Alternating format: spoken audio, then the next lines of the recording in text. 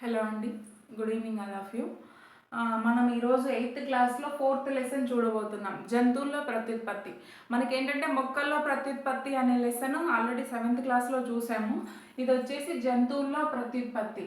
అసలు ప్రత్యుత్పత్తి అంటే ఏంటి అంటే ఒక జీవి నుంచి ఇంకొక జీవి ఏర్పడడాన్ని లేదా జన్మించడాన్ని ప్రత్యుత్పత్తి అని చెప్పవచ్చు. ఆ ప్రత్యుత్పత్తి అనేది లైంగికంగా అయి ఉండొచ్చు, అలైంగికంగా అయి ఉండొచ్చు. అసలు లైంగిక ప్రత్యుత్పత్తి అంటే ఏంటి? అలైంగిక ప్రత్యుత్పత్తి అంటే ఏంటి? మనం ఫర్దర్‌గా చూద్దాం. ముందు ముందు చూస్తాము. సో, ఇప్పుడేంటంటే ఒకరోజు మనకి 8th క్లాస్‌లో ఇచ్చిన మ్యాటర్ గురించి చెప్తా నేను. రవి అనే స్టూడెంట్ అట.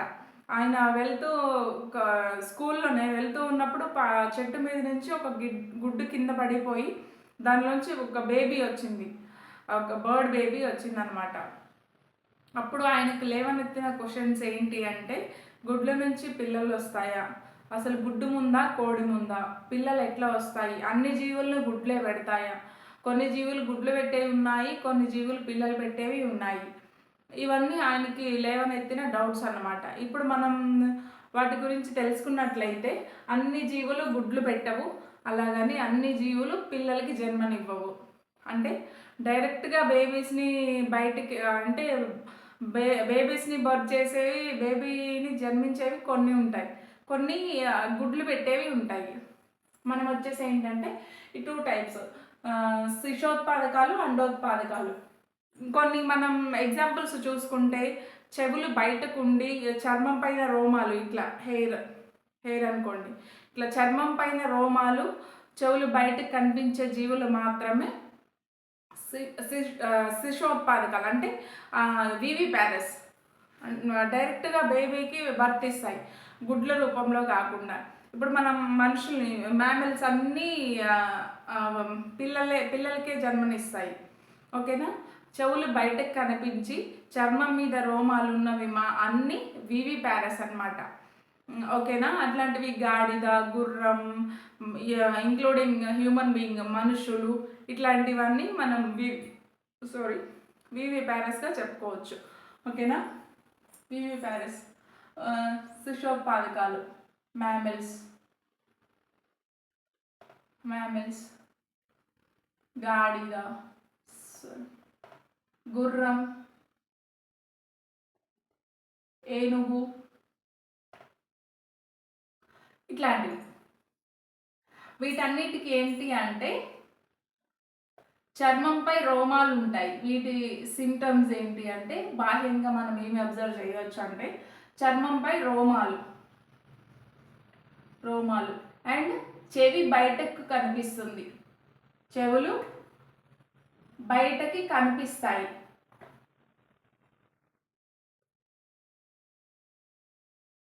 ఓకేనా? ఇవి వివి ప్యారెస్ డైరెక్ట్ శిశువులకి జన్మనిస్తాయి. ఇంకొకటి వచ్చేసి అండోత్పాదకాలు. అండోత్పాదకాలు అంటే ఓవోపారిస్. ఎగ్జాంపుల్స్ వచ్చేసి బర్డ్స్,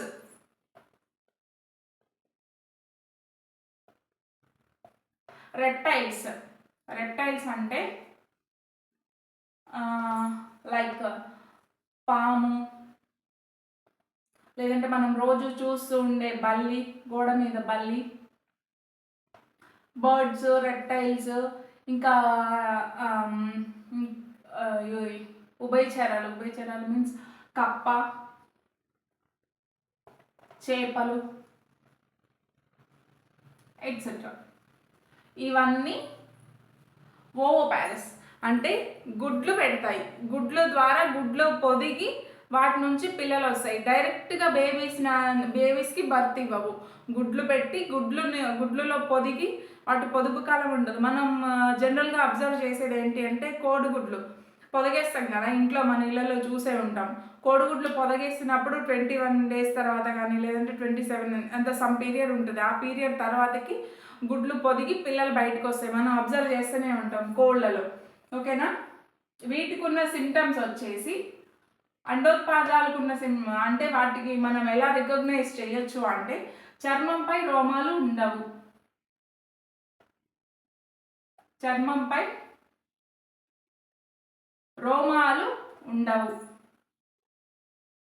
చర్మంపై రోమాలు అనేవి ఉండవు. ఓకేనా? చెవులు బయటకి కనిపించవు.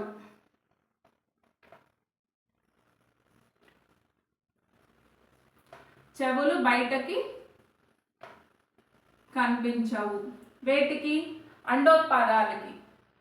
వివి ప్యారెస్కి వచ్చేసి చెవులు బయటకు కనిపిస్తాయి, చర్మంపై రోమాలు ఉంటాయి. ఓవో ప్యారెస్ కంటే అండోత్పాదాలకి చెవులు బయటకు కనిపించవు. మనం ఇప్పుడు కోడ్ని చూసినా, లేదంటే ఏదైనా బర్డ్స్లా అన్నీ అబ్జర్వ్ చేసినా కానీ, లేదంటే బల్లిని చూసినా, కప్పని చూసినా మనకి వాటికి చెవులు అనేవి బయటకు కనిపించవు. మనకు కనిపిస్తున్నాయి కదా, అలాగే వాటికి బయటకు కనిపించవు అనమాట. ఇంకొకటి, వాటి చర్మంపై రోమాలు ఉండవు. మనం బల్లి చర్మం మీద కానీ, బర్డ్స్ చర్మం మీద కానీ, లేదంటే కప్ప చర్మం మీద, చేప చర్మం మీద మనం ఇట్లాంటి రోమాలు ఎప్పుడూ చూడలేదు. ఆ బర్డ్స్ చర్మం మీద రోమాలు ఉంటాయి కదా అని కొంతమంది అనుకోవచ్చు. అవి రోమాలు కాదు, ఈకలు. రోమాలు అంటే హెయిర్స్. బర్డ్స్ స్కిన్ మీద మనం చూసేవంటే ఫెదర్స్, ఈకలు, రెక్కలు. ఓకేనా? అవి రోమాలు కాదు, రెక్కలు, ఈకలు అంటాం. ఓకేనా?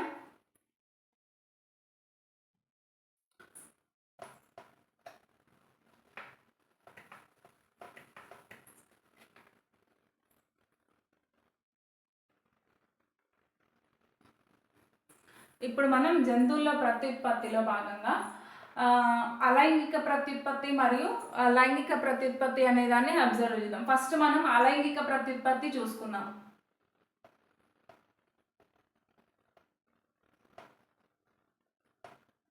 అలైంగిక ప్రత్యుత్పత్తి. అలైంగిక ప్రత్యుత్పత్తి ఏంటి అంటే, డైరెక్ట్గా ఫిజికల్ కాంటాక్ట్ అనేది రెండు జీవుల మధ్య ఉండదు. అలా ఉండకుండా ఒక జీవి నుంచి వేరే జీవి జన్మించింది అంటే దానిని అలైంగిక ప్రత్యుత్పత్తి అంటాం.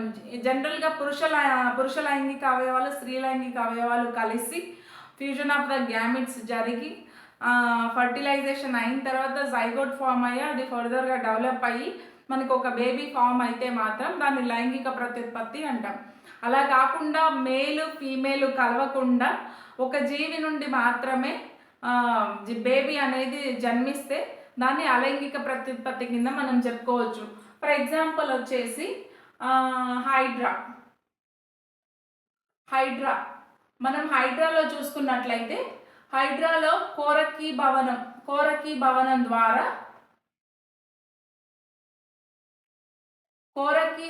ద్వారా అలైంగిక ప్రత్యుత్పత్తి జరిగి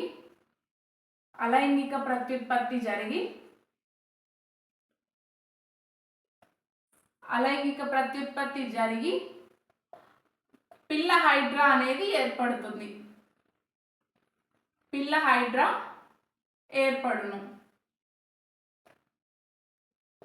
దీనినే కోరకీ భవనం లేదా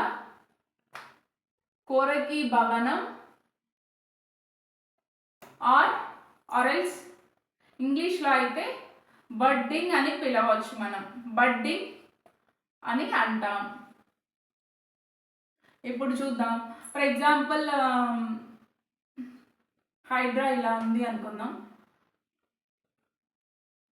హైడ్రా ఇక్కడ ఒక చిన్న మొగ్గ లాంటివి ఫామ్ అయింది. ఫర్దర్గా డెవలప్ అవుతుంది. ఇది ఇంకొంచెం డెవలప్ అయింది.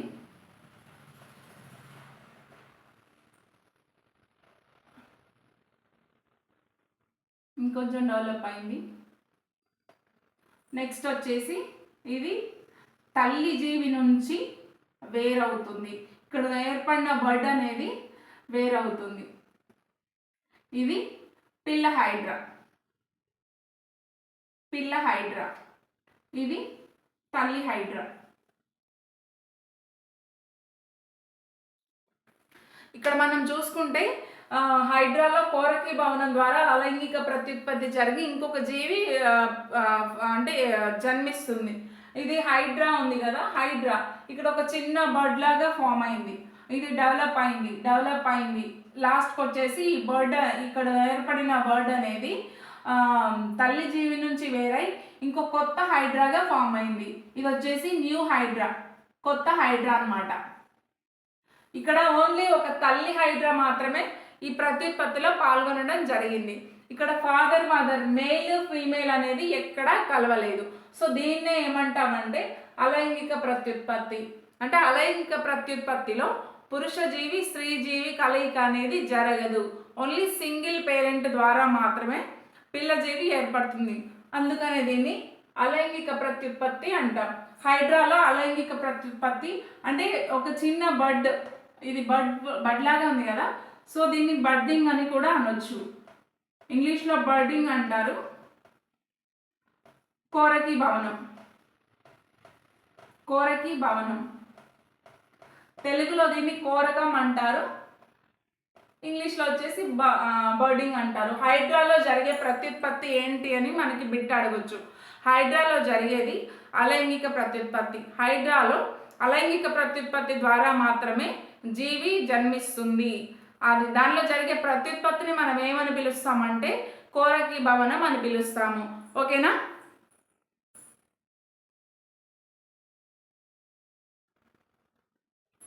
ఇప్పుడు మనం హైడ్రాలో కోరకి భవనం, హైడ్రాలో అలైంగిక ప్రత్యుత్పత్తి గురించి చదివాం కదా. ఇప్పుడు వచ్చేసి అమీబాలో అలైంగిక ప్రత్యుత్పత్తి.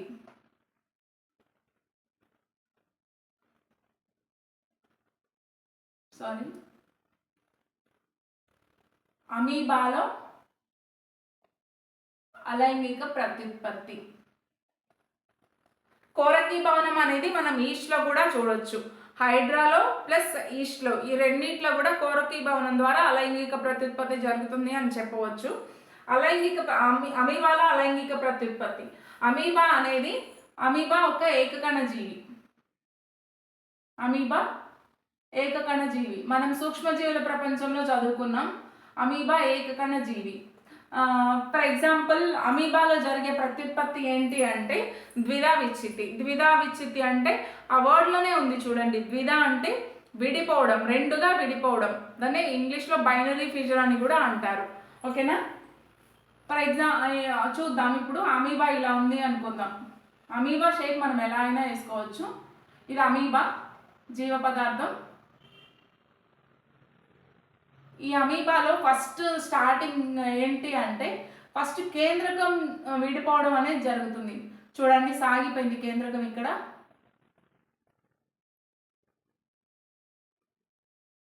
ఇక్కడ కేంద్రకంలో నొక్కు అనేది రావడం స్టార్ట్ అయింది. కేంద్రకంలో నొక్కు. ఓకేనా? ఇక్కడ వచ్చేసి పూర్తిగా రెండు కేంద్రకాలుగా ఫామ్ అయ్యాయి. తర్వాత కణకవచం కణద్రవ్యం ద్వారా విడిపోయి 1+1 2 అమీబాస్ విడిపోయాయి. 2 అమీబాస్గా విడిపోవడం జరిగింది. ఇది తల్లి అమీబా.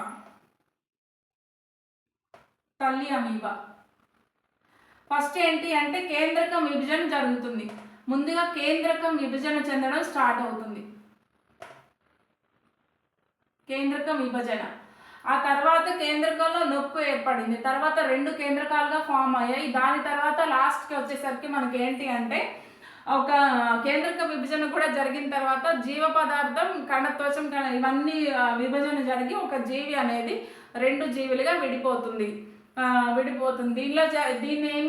దీన్ని ఏమంటారంటే ద్విధా విచ్ఛిత్తి. ద్విధా విచ్ఛిత్తి ఆర్ ఎల్స్ ఇంగ్లీష్లో అయితే బైనరీ ఫిజన్. బైనరీ ఫిజన్ అని పిలుస్తాం. ఓకేనా? అమీబాలో జరిగే అలైంగిక ప్రత్యుత్పత్తి ఏంటి అంటే ద్విధా విచ్ఛిత్తి. దీనిలో ఇంగ్లీష్లో బైనరీ ఫిజన్ అంటారు. ఇంకొక ఇంపార్టెంట్ పాయింట్ ఏంటి అంటే దీనిలో తల్లి జీవి అనేది తన ఉనికిని కోల్పోతుంది. తల్లి జీవి అంటే అమీబా, తల్లి అమీబా. తల్లి జీవి తన ఉనికిని కోల్పోతుంది.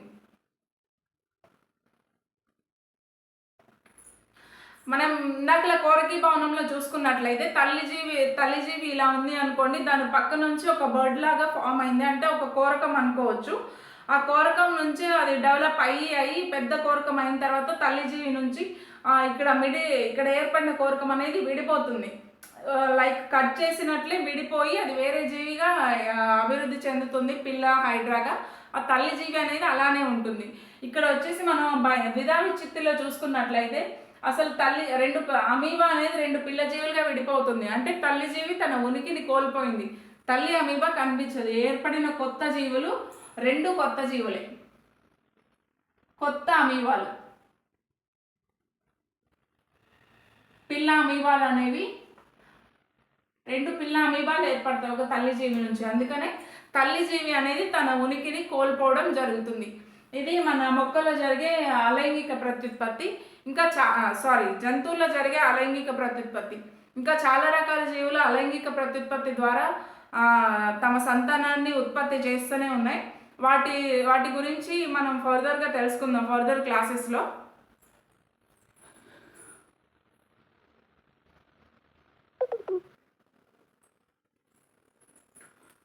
ఇప్పటి వరకు మనం అసెక్సువల్ రిప్రొడక్షన్ చూసాం కదా, అంటే అలైంగిక ప్రత్యుత్పత్తి. ఇప్పుడు లైంగిక ప్రత్యుత్పత్తి చూద్దాం. లైంగిక ప్రత్యుత్పత్తిని మనం సెక్సువల్ రిప్రొడక్షన్ అని కూడా అనవచ్చు.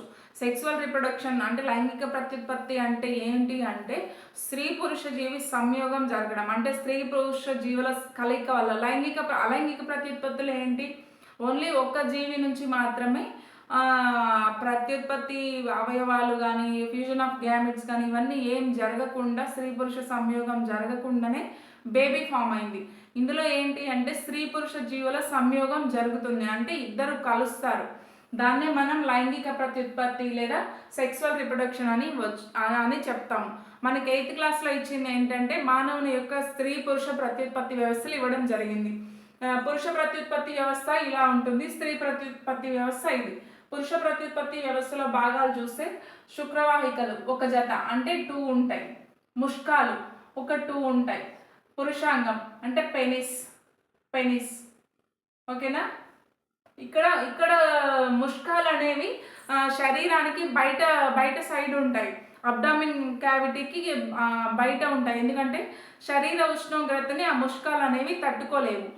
ముష్కాలకి టెంపరేచర్ వచ్చేసి 2 to 3% అనేది బాడీ టెంపరేచర్ కన్నా 2 to 3% అనేది తక్కువగా ఉంటుంది. ఎందుకంటే శుక్రకణాలను ప్రొడ్యూస్ చేయడానికి ఆ టెంపరేచర్ దానికి అవసరం.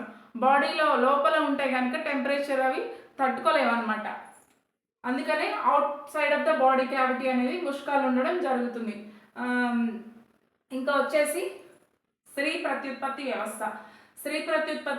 స్త్రీ బీజ కోశ దీన్నే ఓవరీ అని పిలుస్తాం. ఓవరీ ఇవి వచ్చేసి ఫాలోపియన్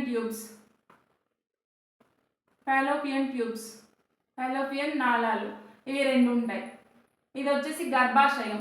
ఇక్కడ పెనిస్ ఇంజెక్ట్ అయినప్పుడు మనకి ఏంటంటే స్పర్మ్ సెల్స్ ఏమవుతాయి అంటే, ఇక్కడ ఓవరీ ఉంది కదా, దీనిలో ఎగ్స్ ఓవమ్స్ అండాలు అనేవి ప్రొడ్యూస్ అవుతాయి. అండాలు ఇక్కడ ప్రొడ్యూస్ అవుతాయి. ఈ అండము ఫాలోపియన్ నాళం గ్రహించి ఈ ఫాలోపియన్ నాళం ద్వారా అండం ప్రయాణిస్తే ఇక్కడ ఇంజెక్ట్ అయిన పెనిస్ నుంచి ఈ శుక్రకణాలు సెమెన్తో పాటు ఇటువైపుగా ప్రయాణిస్తూ ఉంటాయి. దీన్నే యాంపుల్లరీ ఇస్తమిక్ జంక్షన్ అంటారు. యాంపుల్లరీ ఇస్తమిక్ జంక్షన్. మనకి ఇక్కడ స్త్రీ పురుష అంటే అండం ఎగ్ ఓవం కానీ స్పర్మ్ శుక్రకణం కానీ ఇక్కడ ఫర్టిలైజేషన్ జరుగుతుంది. ఈ జంక్షన్ యాంపుల్లరీ ఇస్తమిక్ జంక్షన్ అంటారు. ఇది వెరీ వెరీ ఇంపార్టెంట్. 10th క్లాస్లో అయితే ఇంకా మనం క్లియర్గా ఇన్ డీటెయిల్గా చూద్దాం. ఇక్కడ వరకు అయితే మనకి 8th క్లాస్లో ఇంతవరకే ఇచ్చారు. సో ఇక్కడ ప్రొడ్యూస్ అయిన ఇక్కడికి వెళ్ళిన శుక్రకణం ఇక్కడ నుంచి వచ్చిన అండం ఫ్యూజన్ అయ్యి ఒక జైగోట్ అనేది ఫామ్ చేస్తాయి. జైగోట్ మళ్ళీ ఇటు ప్రయాణిస్తూ అది 4 cells 8 cells 16 cells 32 cells ఇట్లా బ్లాస్టోమియర్ ఇట్లా ఫామ్ అవుతూ వచ్చి గర్భాశయంలోకి వచ్చి ఇంప్లాంటేషన్ జరుగుతుంది. గర్భాశయంలోకి వచ్చి ఇంప్లాంటేషన్ జరిగిన తర్వాత ప్రెగ్నెన్సీ కన్ఫర్మ్ అవుతుంది. ఒక అంటే ఫర్టిలైజేషన్ జరిగిన 7 to 10 days లోపల ఇంప్లాంటేషన్ అనేది జరుగుతుందన్నమాట. ఓకేనా? ఇప్పుడు ఒక ఫ్లో చార్ట్ రూపంలో చూద్దాం మనం. పురుషుడు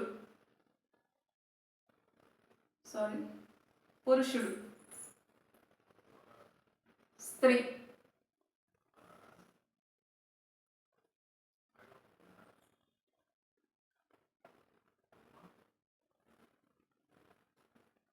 శుక్రనాళాలు. ఓకేనా?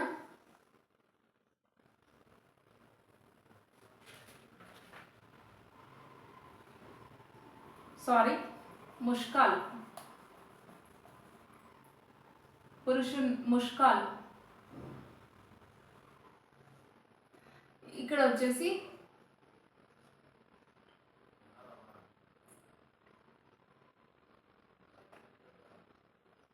స్త్రీ బీజకోశాలు. ముష్కాల నుంచి మనకి శుక్రకణాలు ఫామ్ అవుతాయి. శుక్రకణాలు వచ్చేసి హ్యాప్లాయిడ్ కండిషన్. హ్యాప్లాయిడ్ అంటే ఎన్ కండిషన్ అని చెప్పొచ్చు మనం. N condition. స్త్రీ బీజకోశం నుంచి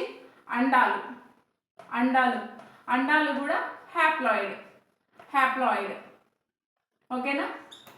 ఈ రెండింటి ఫ్యూజన్ వల్ల, fusion of these two gametes form అయ్యేది ఏంటి అంటే జైగోట్ వచ్చేసి 2n కండిషన్ అంటే డిప్లాయిడ్.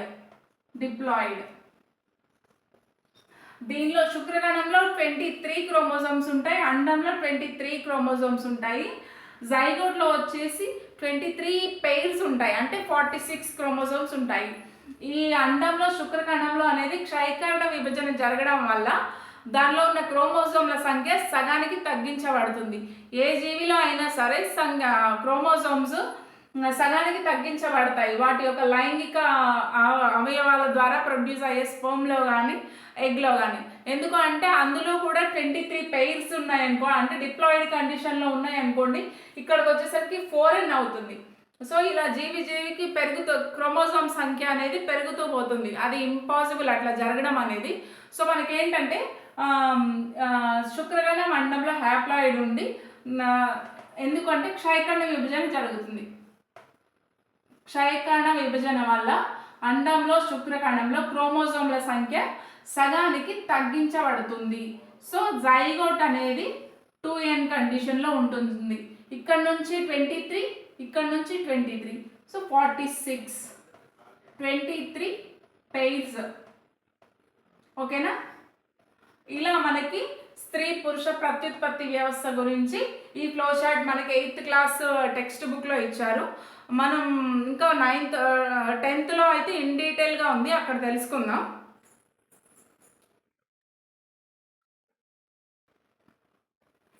ఇప్పుడు మనం fusion of 3 gametes, sperm plus egg is equal to zygote. దీన్నే మనం ఫర్టిలైజేషన్ అని పిలుస్తాం. ఫర్టిలైజేషన్ నథింగ్ బట్ ఫలదీకరణం.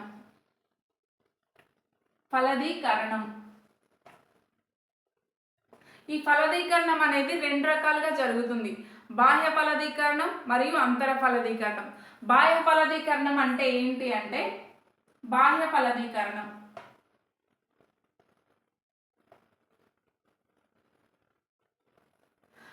ఫలదీకరణం వచ్చేసి జీవి శరీరానికి బయట ఫలదీకరణం జరుగుతుంది. Fertilisation of 2 gametes in the outside of the female body. అంటే తల్లి జీవికి బయట ఫర్టిలైజేషన్ జరుగుతుంది. గ్యామెట్స్ అనేవి ఫామ్ అవ్వడం బయట జరుగుతుంది. దాన్నే బాహ్య ఫలదీకరణం అంటారు. అంతర ఫలదీకరణం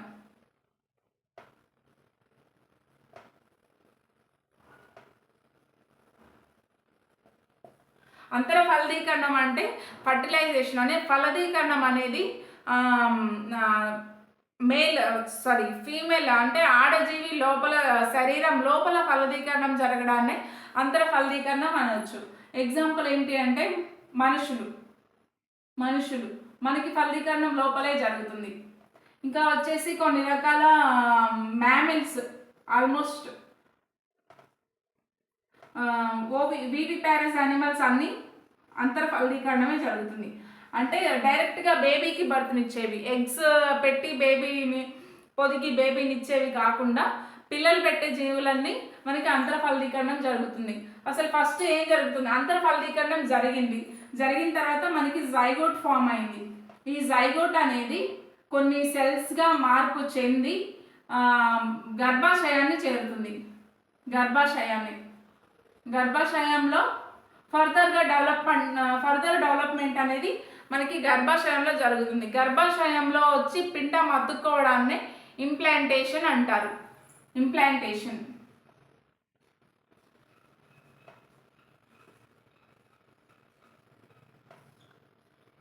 ఇంప్లాంటేషన్ తర్వాత పొదిగే కాలం, గర్భావధి కాలం, మానవునిలో గర్భావధి కాలం వచ్చేసి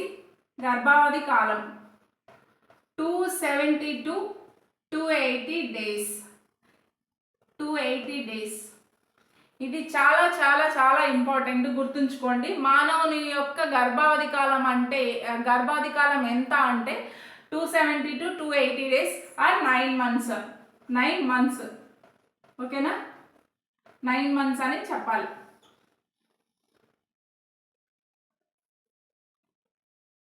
పూర్తిగా అభివృద్ధి చెందిన పిండాన్ని మనం భ్రూణం అంటారు. దానిలో కళ్ళు, తల, జుట్టు పైన హెయిర్ ఇవన్నీ ఫామ్ అవుతూ ఉంటాయి. మనకి 21 days లోపల గుండె హార్ట్ బీట్ సౌండ్ రావడం గమనించవచ్చు. మనం ఎప్పుడైనా ప్రెగ్నెన్సీ టెస్ట్కి వెళ్ళినప్పుడు పాజిటివ్ వస్తే ఆఫ్టర్ 21 days రండి, హార్ట్ బీట్ చెక్ చేసి చెప్తా బేబీ ఎలా ఉందో అనేసి అంటారు. అంటే 21 daysకి గుండె కొట్టుకోవడం స్టార్ట్ అవుతుంది అనమాట. 5th month వచ్చే వరకు అన్ని ఆర్గన్ సిస్టమ్స్ అనేవి ఫామ్ అవుతాయి. ఓకేనా? తల మీద హెయిర్ రావడం కానీ, లేదంటే లిమ్స్ ఫామ్ అవడం కానీ, కాళ్ళు చేతులకి లిమ్స్ ఫామ్ అవడం కానీ, ఇవన్నీ మనకి 5th month లోపల అన్ని ఆర్గన్ సిస్టమ్స్ ఫుల్గా డెవలప్ అయి ఉంటాయి. ఓకేనా? ఇది మన మానవుని యొక్క ప్రత్యుత్పత్తి వ్యవస్థ గురించి ఇప్పుడు చూసాం కదా.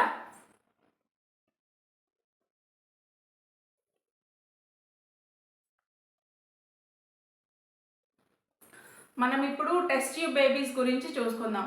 అసలు ఈ టెస్ట్ ట్యూబ్ బేబీస్ అనేవి ఎందుకు రావడం జరిగింది, అసలు అంటే ఈ మెథడ్ ఎందుకు యూజ్ చేయాల్సి వచ్చింది అంటే, కొంతమంది స్త్రీలలో ఫాలోపియన్ ట్యూబ్ అనేది కరెక్ట్గా వర్క్ చేయదన్నమాట. అంటే ఓవరీ ఇలా ఉంటుంది, ఓవరీకి ఆనుకొని మనకి ఫాలోపియన్ ట్యూబ్ ఉంటుంది కదా, ఓవరీ నుంచి ఇట్లా ఫింగర్ లైక్ ప్రొజెక్షన్స్ ఉంటాయి. ఈ ఓవరీ నుంచి ఎగ్ ఇట్లా అది కలెక్ట్ చేసుకోవాలి. ఆ కలెక్ట్ చేసుకునే అంత డెవలప్ అయ్యి ఉండదు కొంతమంది ఫీమేల్స్కి, అందరు కాదు కొంతమందికి. అట్లాంటి వాటిలో ఓవరీలో ఉన్న ఎగ్ అనేది ఫాలోపియన్ ట్యూబ్ తీసుకోకపోతే అది స్పర్మ్ని కలిసే ఛాన్స్ లేదనమాట. సో అట్లాంటి వాటిలో కొంతమందికి స్త్రీలలో ప్రాబ్లం అని చెప్పొచ్చు. లేదంటే ఇర్రెగ్యులర్ పీరియడ్స్ వల్ల కానీ, హార్మోనల్ ఇంబ్యాలెన్స్ వల్ల కానీ వాళ్ళు ఎవ్రీ మంత్ ఎగ్ రిలీజ్ చేయలేరు. రిలీజ్ అయినా కూడా అది హెల్దీ ఎగ్గా ఉండదు. ఇంకా వచ్చేసి మనం మేల్స్లో అంటే పురుషుల్లో ఉన్న ప్రాబ్లమ్స్ ఏంటి అంటే స్పెర్మ్ కౌంట్ తక్కువగా ఉండటం. మనకి ఫామ్ అయిన స్పెర్మ్లో అంటే మేల్స్లో ఫామ్ అయిన స్పెర్మ్లో 40% నాన్ మోటైల్ ఉంటుంది, అంటే అన్హెల్దీగా ఉంటుంది. 60% వచ్చేసి హెల్దీగా ఉంటుంది. కొంతమందిలో ఈ 60% అనే దానికంటే ఇంకా తక్కువ ఉంటుంది. సో అంత తక్కువ స్పెర్మ్ కౌంట్ ఉన్నప్పుడు అది ఎగ్ని సరిగా రీచ్ అవ్వలేదు. రీచ్ అయినా కూడా దాన్ని ఫర్టిలైజేషన్ చేయలేదు. సో అట్లాంటి వాటిలో ఏంటి అంటే పిల్లల లేని వారికి మనకి టెస్ట్ ట్యూబ్ బేబీ మెథడ్ అనేది చాలా ఉపయోగపడుతుంది. టెస్ట్ ట్యూబ్ బేబీ మెథడ్ ఏంటి అంటే హెల్దీగా ఉన్న డోనర్ అంటే మదర్ లేదా డోనర్ ఎవరైనా కావచ్చు, ఎగ్ తీసుకుంటారు. ఎగ్ అంటే అండం వాళ్ళ ఫాదర్ నుంచి స్పెర్మ్ తీసుకుంటారు. స్పెర్మ్ శుక్రకణం ఈ రెండింటిని కలిపి బయటకు తీసుకొని ల్యాబొరేటరీలో ఫర్టిలైజేషన్ జరుపుతారు. అప్పుడు జైగోట్ ఫామ్ అవుతుంది. ల్యాబొరేటరీలో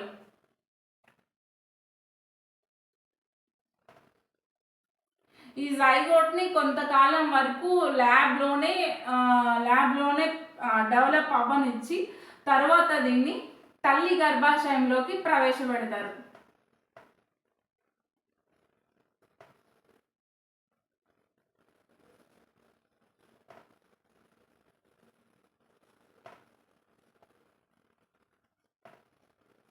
ఒక 3 వీక్స్ వరకు మాత్రమే ఇది ల్యాబొరేటరీలో పెరగడం అనేది జరుగుతుంది, ఈ జైగోట్ అనేది.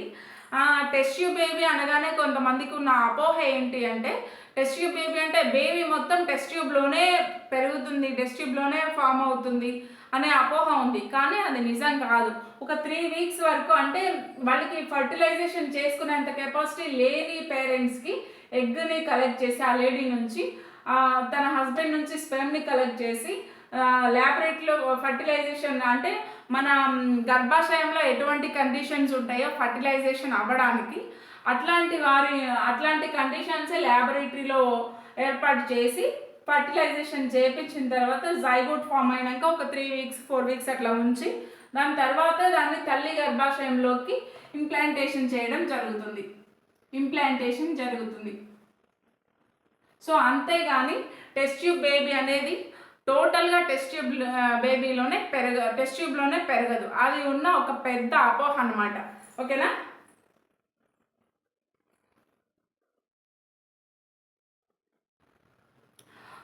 మనం బాహ్య ఫలదీకరణ గురించి ఇన్ డీటెయిల్గా చూడలేదు. బాహ్య ఫలదీకరణ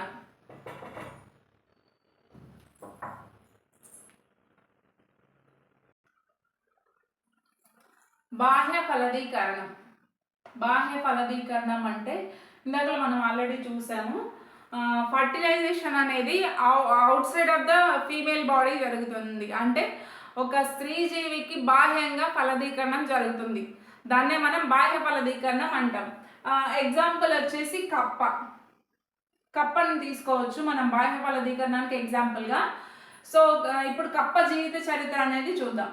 కప్ప జీవిత చరిత్ర మనకి ఒక షార్ట్ అండ్ స్వీట్గా ఇవ్వడం జరిగింది. జీవిత చరిత్ర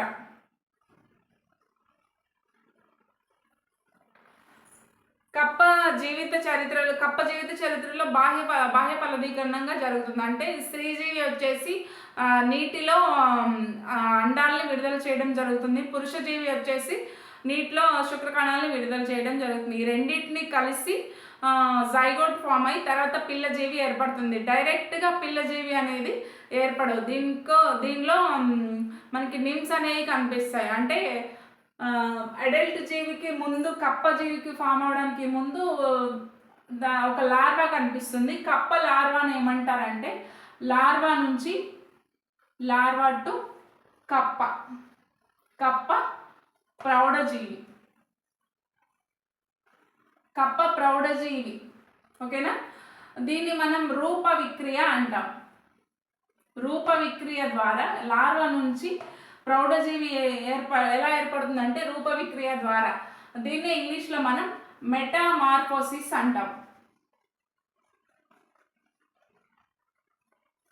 రూప విక్రియ. అసలు మెటామార్ఫోసిస్ అంటే ఏంటి అంటే లార్వా వేరే జీవిలాగా ఉంటుంది, ప్రౌఢజీవి. అసలు ప్రౌఢజీవికి లార్వాకి సంబంధం లేదు అన్నట్లుగా ఉంటుంది. కొన్ని లార్వాలు ఉంటాయి. ఇప్పుడు బొద్దింక లార్వా చూస్తే దాని లార్వా కూడా ఇది బొద్దింక లార్వా అని గుర్తుపట్టవచ్చు మనం. వాటిని నిమ్స్ అంటాం. ఇది వచ్చేసి మనకి రూప విక్రియ చెందుతుంది. అంటే అసలు కప్ప లార్వా అని మనం గుర్తించలేం. Look like fish. కప్ప లార్వా ఎలా ఉంటుంది అంటే ఒక చేపలాగా ఉంటుంది. దీన్ని టాడ్పోల్ లార్వా ఆర్ టాడ్పోల్ డింబకం. ఇది ఫిష్ లాగా కనిపిస్తుంది మనకి, కానీ ఇది ఫిష్ కాదు. కప్ప యొక్క లార్వా రూప విక్రియ అనే ప్రక్రియ ద్వారా కప్ప ప్రౌఢజీవిగా ఏర్పడుతుంది. కప్ప లార్వా ఎలా ఉంటుంది అంటే చేపలాగా ఉంటుంది. అంటే కప్ప ప్రౌఢజీవిని పోలి ఉండదు లార్వా. సో దానికి దీన్ని మెటామార్ఫోసిస్ అని పిలుస్తాం. ఇంకా వానపాములో చూసుకున్నట్లయితే వానపాములో మనం ఒకటి అబ్జర్వ్ చేయొచ్చు.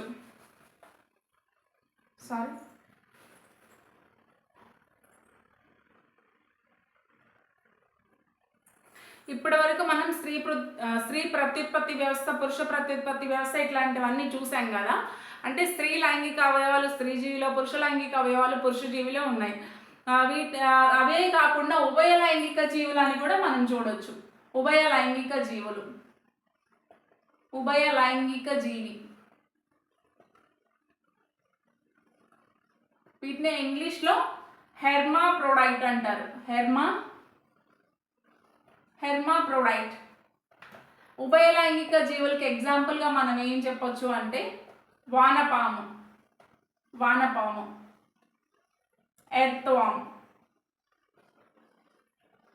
ఎర్త్వామ్ వచ్చేసి ఉభయ లైంగిక జీవులు అని చెప్పొచ్చు. వానపాము ఇలా ఉంటుంది కదా,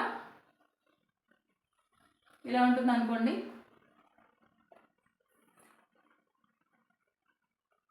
ఇటువైపు స్త్రీ ప్రత్యుత్పత్తి భాగాలు,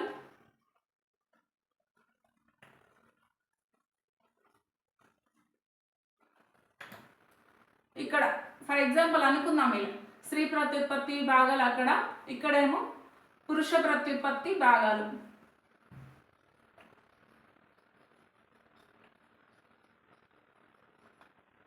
ఇలా వానపాములో స్త్రీ ప్రత్యుత్పత్తి భాగాలు ప్లస్ పురుష ప్రత్యుత్పత్తి భాగాలు రెండూ కలిపి ఒకే వానపాములో ఉండడం జరుగుతుంది. అందువల్ల దీన్ని ఉభయ లైంగిక జీవి లేదా హెర్మాప్రోడైట్ అంటారు. దీని గురించి ఫర్దర్గా ముందు క్లాస్లో వస్తుంది.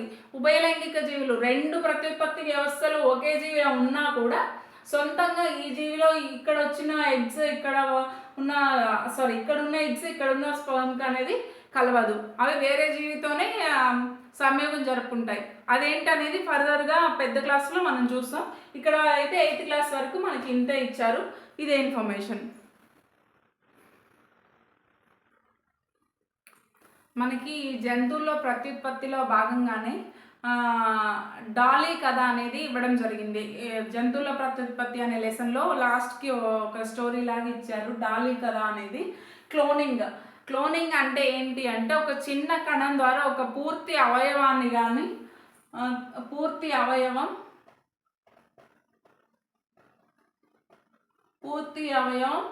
ఆర్ పూర్తి జీవిని ఉత్పత్తి చేయడం. క్లోనింగ్ ప్రక్రియ అంటే ఒక చిన్న కణం నుండి పూర్తి అవయవాన్ని లేదా ఒక పూర్తి జీవిని కానీ ఉత్పత్తి చేయడాన్ని క్లోనింగ్ ప్రాసెస్ అని అనొచ్చు. అసలు డాలీ కథ ఏంటి అంటే ఇయాన్ విల్మెట్ అండ్ కో అంటే అతని సహచరులు రొజాలిక్ ఇన్స్టిట్యూట్ ఆఫ్ ఎడిన్బర్గ్లో క్లోనింగ్ ప్రాసెస్ని నిర్వహించారు. ఇయాన్ విల్మెట్ గారు అతని సహచరులతో కలిసి, నేమ్ గుర్తుపెట్టుకోండి, సైంటిస్ట్ నేమ్ ఎక్కడ వచ్చినా మనం కంపల్సరీ గుర్తుపెట్టుకోవాలి. ఇయాన్ విల్మెట్ గారు రొజాలిక్ ఇన్స్టిట్యూట్ ఆఫ్ ఎడిన్బర్గ్లో క్లోనింగ్ ప్రక్రియను నిర్వహించారు. డాలీ బర్త్ ఎప్పుడు అంటే ఈ క్లోనింగ్ ప్రక్రియ ద్వారా మనకి డాలీ అనేది జన్మించడం జరిగింది. డాలీ బర్త్ ఎప్పుడు అంటే 1996 జూలై 5. డాలీ ఎప్పుడు జన్మించింది అంటే 1996 జూలై 5 నాడు డాలీ అనేది జన్మించడం జరిగింది. అసలు డాలీని ఎలా ఫామ్ అయింది అంటే ఫిన్ డార్సెట్ ఆడ గొర్రె యొక్క స్తన గ్రంథుల నుంచి ఒక కణం తీసుకున్నారు. ఒక కణం నల్ల ముఖం కలిగిన స్కాటిష్ ఆడగొర్రె యొక్క కేంద్రకం తీసివేసిన అండంలో, అంటే ఇక్కడ అండం ఉంది కానీ కేంద్రకం లేదు, కేంద్రకం తీసేసిన అండంలో ప్రవేశపెట్టారనమాట ఈ కణాన్ని. సో అలా ఫామ్ అయిన జీవి ఏంటి అంటే డాలీ అని చెప్పవచ్చు. ఈ డాలీకి ఎవరి లక్షణాలు వచ్చాయంటే, అసలు డాలీ తల్లి ఎవరైతుంది మనం ఇన్ జనరల్గా మాట్లాడుకోవాలంటే ఈ జీవి యొక్క స్కాటిష్ నల్లముఖం కలిగిన స్కాటిష్ ఆడగొర్రె యొక్క అంటే కేంద్రకం తీసేసిన అండంలో, ఆ జీవిలో స్కాటిష్ ఆడగొర్రె జీవిలో కేంద్రకం తీసిన అండంలో ప్రవేశపెట్టడం జరిగింది. అంటే స్కాటిష్ ఆడగొర్రె డాలీ యొక్క తల్లి కావాలి, కానీ స్కాటిష్ ఆడగొర్రె యొక్క లక్షణాలు అనేవి ఏవి డాలీకి రాలేదు. పిండార్సెట్ గొర్రె యొక్క లక్షణాలు మాత్రమే డాలీకి వచ్చాయి. ఏంటంటే పిండార్సెట్ గొర్రె స్తనగ్రంథుల నుంచి కణం తీసుకున్నారు, అంటే ఆ కణంలో కేంద్రకం ఉంటుంది. ఆ కేంద్రకంలోనే కదా మనకి జన్యువులు, జీన్స్, క్రోమోసోమ్స్ ఇవన్నీ ఉన్నాయి. ఆ క్రోమోసోమ్స్ మన లక్షణాలని నిర్ధారిస్తాయి. సో అందుకనే పిండార్సెట్ గొర్రె యొక్క స్తనగ్రంథుల నుంచి తీసిన కణం వల్ల మాత్రమే పిండార్సెట్ గొర్రె లక్షణాలు రావడం జరిగింది డాలీకి. తన తల్లి అంటే స్కాటిష్ ఆడగొర్రె యొక్క లక్షణాలు ఎందుకు రాలేదు అంటే అందులో కేంద్రకం తీసేశారు. కేంద్రకం తీసేసి అందులో క్రోమోజోమ్స్ జీన్స్ అనేవి ఏమీ ఉండవు. సో తన తల్లి స్కాటిష్ ఆడగొర్రె లక్షణాలు అనేవి డాలీకి ఏమీ రాలేదు. పిండార్సెట్ యొక్క లక్షణాలే వచ్చాయి. అంటే మనకి మెయిన్ ఏంటి, కేంద్రకంలో జీన్స్, జన్యువులు, క్రోమోజోమ్స్ ఇవన్నీ కేంద్రకంలోనే ఉంటాయి. అసలు కేంద్రకమే తీసేశారు కదా స్కాటిష్లో. సో అందుకని ఆ లక్షణాలు ఏవి డాలీకి రాలేదు. దీని పిండార్సెట్ యొక్క కేంద్రకం ప్రవేశపెట్టారు కాబట్టి దీని లక్షణాలు డాలీకి రావడం జరిగింది. ఇంకా డాలీ ఫిబ్రవరి 14, 2003. మనకి ఫిబ్రవరి 14 అంటే లవర్స్ డే అనే ఒకటే మాత్రమే గుర్తొస్తుంది. మన డాలీ చనిపోయింది కూడా ఫిబ్రవరి 14, 2003లో ఫిబ్రవరి 14 డాలీ మరణించడం జరిగింది ఊపిరితిత్తుల వ్యాధితో.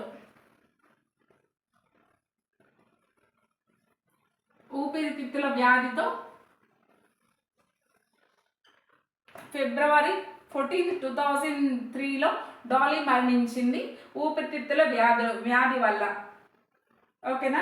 అప్పటి వరకు నార్మల్గా అంటే మామూలుగా లైంగిక ప్రత్యుత్పత్తి ద్వారానే డాలీ అనేక మంది పిల్లలకి జన్మించడం జరిగింది. ఆ తర్వాత డాలీ తర్వాత చాలా ప్రయోగాలు చేసి క్లోనింగ్ ద్వారా జీవుల్ని ప్రొడ్యూస్ చేయడానికి చూశారు, కానీ అది ఏది సక్సెస్ కాలేదు.